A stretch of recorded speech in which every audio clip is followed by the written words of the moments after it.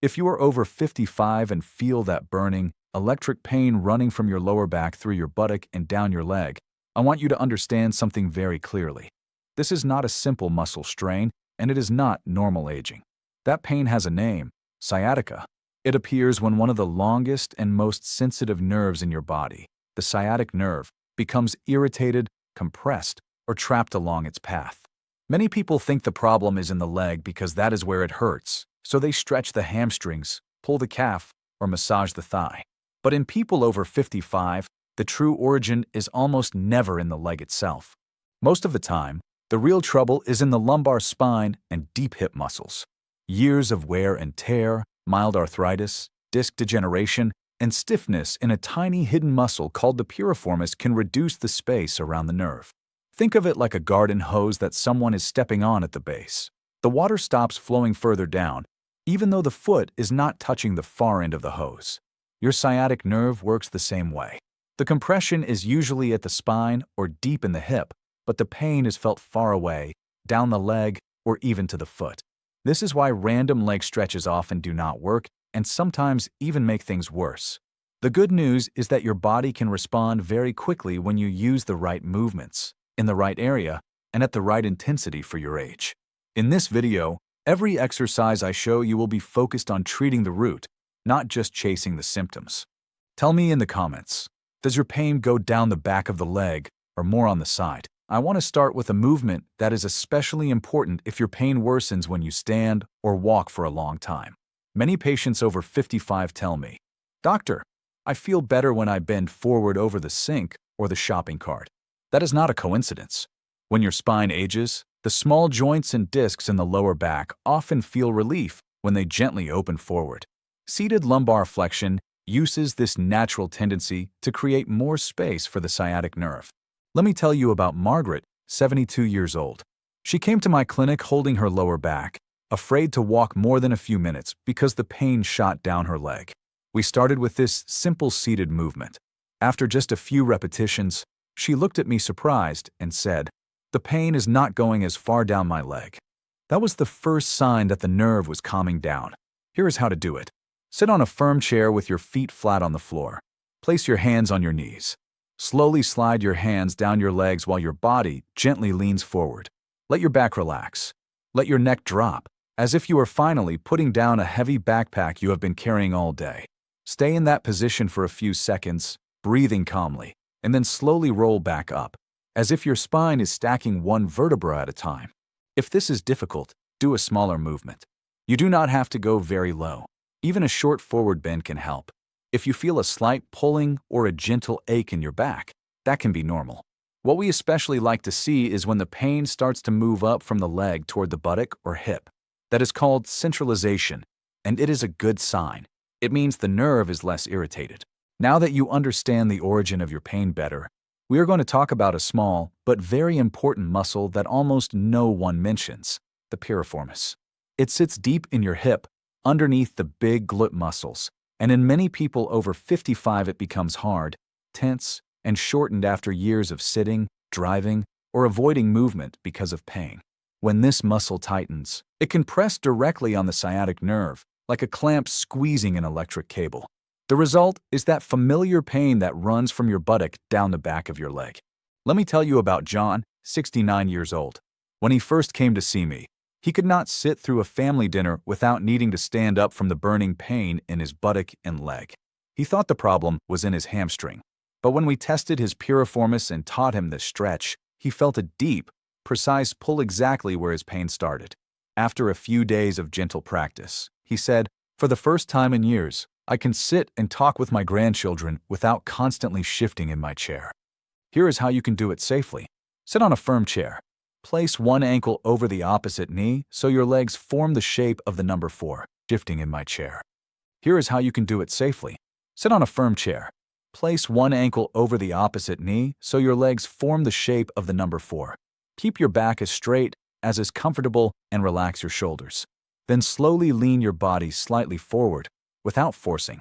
You should feel a deep but pleasant stretch in the upper part of your buttock on the cross-leg side. Breathe in through your nose and out through your mouth. With each exhale, imagine that muscle softening and letting go. If sitting like this is too difficult, you can do the same movement lying on your back. Cross one ankle over the opposite knee, then gently bring both legs toward your chest while holding the back of your thigh. This version is softer but very effective. If, during this stretch, you feel that the pain in your buttock or upper leg eases even a little, write the word liberated in the comments so I know this hidden muscle is finally starting to release for you. Exercise 3. The Z-lift position. Instant decompression for your spine. There is a posture that, for many of my patients over 55, feels almost like a small miracle. They often say to me, "Doctor, this is the first position all day where my leg stops burning." I call it the Z-lift position, not because the name is important, but because when you lie down and elevate your legs, your body looks a bit like the letter Z. What truly matters is what happens inside your lower back. The weight comes off your spine, the joints open slightly, and the pressure on the sciatic nerve drops. For a nerve that has been screaming for hours, this is like finally letting it breathe. Let me tell you about Helen, 74 years old. She had spinal stenosis and degenerative discs, and every step felt heavy and uncertain. Standing in the kitchen or waiting in a line was torture. When we placed her in the Z-lift position for the first time, she lay quietly for a few minutes and then whispered, "My leg, it's calmer." That moment was not magic. It was anatomy working in her favor. Here is how to do it. Lie on your back on a firm but comfortable surface. Place your lower legs on a chair, sofa, or coffee table so your hips and knees are both bent at about 90 degrees. Your knees should be a little higher than your stomach. In this position, your lower back gently flattens toward the floor, your hip muscles soften, and the sciatic nerve has more room. Let your arms rest by your sides. Close your eyes if you like. Breathe naturally and notice how your abdomen rises and falls. Stay here between 5 and 20 minutes, as long as it feels comfortable. If you want to increase the relief, you can place a warm compress or a hot water bottle, wrapped in a towel, on your lower back to relax the muscles even more. When you are ready to come out, do it slowly. Roll to one side first, bring your feet down, and only then push yourself up to sitting. This position is particularly helpful if you have stenosis, arthritis, or disc wear, and can also reduce leg swelling because your feet are elevated. Exercise 4. Deep core activation. Waking up your inner corset. Up to now, we have focused on releasing pressure and giving your sciatic nerve more space. Now we must do something just as important. Teach your body to protect that space. This protection comes from a group of deep abdominal muscles that act like an internal corset. You cannot see them in the mirror, but they are the ones that keep your spine steady when you bend, turn, or stand up from a chair. After 55, these muscles often fall asleep, and when they stop working, every small movement can easily irritate the sciatic nerve again. Let me tell you about Robert, 67 years old. He had tried many stretches and massages. They helped for a while, but the leg pain always came back when he did housework or lifted his grandchildren. When we tested his deep core, he could not control his lower back during simple movements. Once we taught him this gentle activation, his comment was, "I feel more solid, like my spine is not made of glass anymore." Here's how to start. Lie on your back with your knees bent and your feet flat on the floor. Place one hand on your lower abdomen. Breathe in and feel your belly rise. As you exhale, very gently try to flatten your lower back into the floor, as if you are softly pulling your belly button down and slightly tightening a wide belt around your waist. The movement is small and quiet. Hold for 3 to 5 seconds, then relax. Repeat this 8 to 10 times without holding your breath. When this feels easier, you can progress. Do the same activation, then lift your head and shoulders just a few centimeters off the floor. Do not pull your neck. Keep your gaze toward your knees. Hold for 1 or 2 seconds, then lower slowly. If your body trembles a bit, that is not weakness. It is those deep muscles waking up after years of being ignored. With time, this inner corset will keep your spine more stable, so daily movements are less likely to wake up your sciatica again. Exercise 5. Pelvic tilt. Resetting your spine alignment. Now that you have begun to stabilize your spine from the inside, we are going to refine something even more basic, the position of your pelvis. Many people with sciatica, especially after 55, walk and stand with an exaggerated curve in the lower back.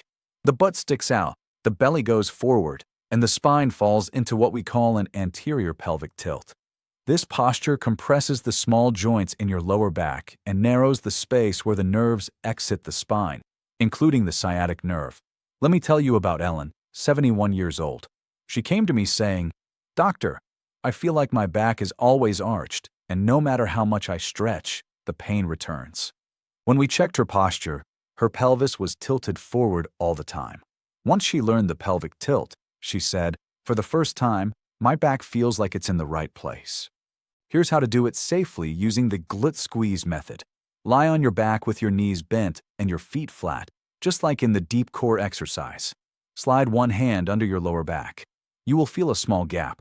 Now, exhale and imagine you are gently tucking your tailbone between your legs, like a scared dog.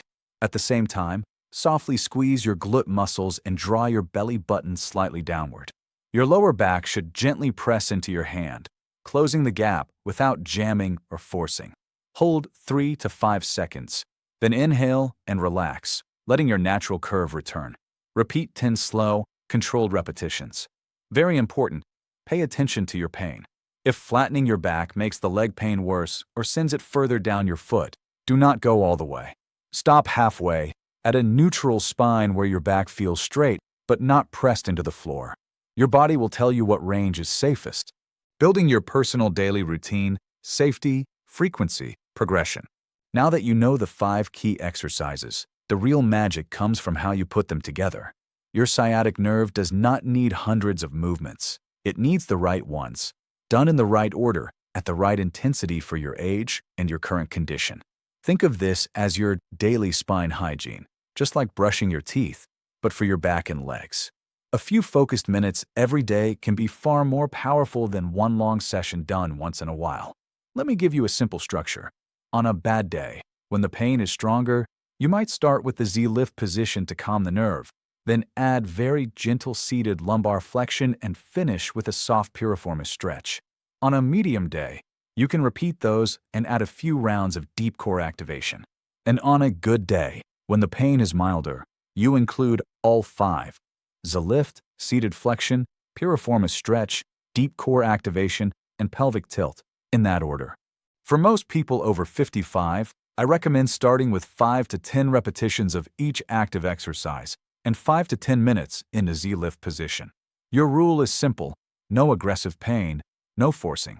Mild stretching or a gentle pulling sensation is fine. Burning, sharp, or worsening leg pain is a sign to stop or reduce the range. If your pain starts going further down the leg, you're doing too much or the wrong variation.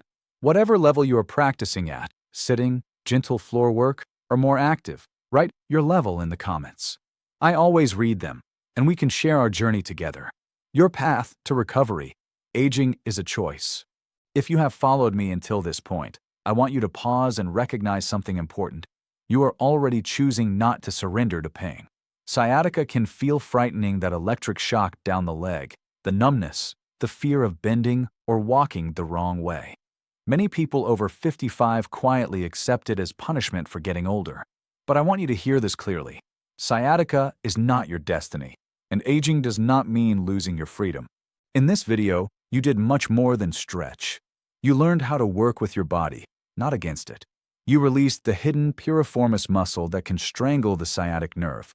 You decompressed your lumbar spine in the Z-lift, giving those irritated joints and discs a chance to breathe. You opened space between the vertebrae with gentle seated lumbar flexion. And you stabilized your spine with deep core activation and pelvic tilt, teaching your body to protect the nerve with every step you take. Release, decompress, open, stabilize. These are not just techniques. They are your new strategy for protecting your independence. Before you start, please talk with your doctor or healthcare provider, especially if your sciatica is very painful or you have other medical conditions. These exercises are gentle and designed for people over 55, but your situation is unique. Always listen to your body. If a movement causes sharp, burning, or worsening pain, stop immediately. And if you notice new symptoms such as loss of strength, loss of bladder or bowel control, or pain that suddenly gets much worse, seek medical attention right away. I want you to remember this. Your body still knows how to heal and adapt. Every time you practice these exercises, Even for a few minutes, you're sending a message to your nervous system. I am safe. I am rebuilding. I am taking control. With consistency, you won't just notice less pain. You will feel more confident standing up, walking, and doing the simple things that make life yours. If this video helped you understand your sciatica better, or if even one exercise gave you relief, subscribe to the channel, activate the notification bell, and share this video with someone who needs hope. Tell me in the comments which of the 5 exercises helped you the most, or what part made you say, "Now I understand." I read your comments because I truly care about how you are progressing. Take care of your back, take care of your movement, and never forget, aging is a choice, and moving well is one of the most powerful choices you can make.